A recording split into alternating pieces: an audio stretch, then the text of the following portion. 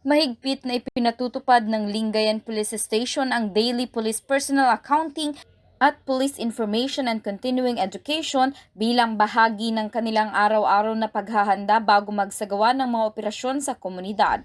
Isinasagawa ang aktibidad sa ilalim ng direktang pangangasiwa ni Police Lieutenant Colonel Junmar C. Gonzales, Chief of Police, upang matiyak ang disiplina, kahandaan at profesionalismo ng bawat pulis. Tuwing umaga, dumaraan ang mga kababaihan at kalalakihan ng Lingayen PNP sa masusing accounting ng mga personnel kung saan sinusuri ang attendance, kaayusan ng uniforme at kumpletong kagamitan ng bawat miyembro. Layunin nitong masiguro ang 100% operational readiness at kakayahang tumugon sa anumang sitwasyon sa maghapon. Kasama rin sa PAIS ang mga mahahalagang briefing hinggil sa pinakahuling crime trends, mga bagong direktiba at operational guidelines mula sa pamunuan ng Philippine National Police, gayon din ang mga paalala ukol sa tamang asal at responsableng pagsasagawa ng tungkulin bilang tagapagpatupad ng batas. Binibigyang diin din sa aktibidad ang pagpapalakas ng moral at espiritual na pagpapahalaga ng mga personnel sa pamamagitan ng internal sessions na nakatuon sa integridad,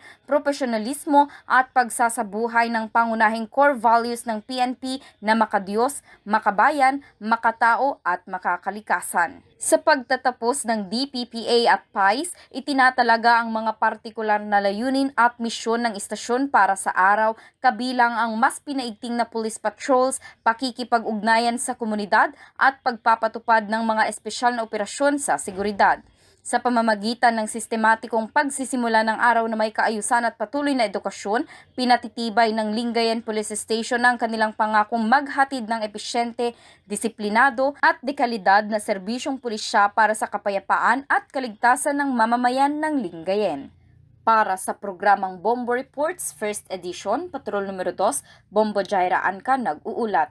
This is Bombo Radio Philippines, the #1 and most trusted source of news and information. Basta Radyo, Bombo!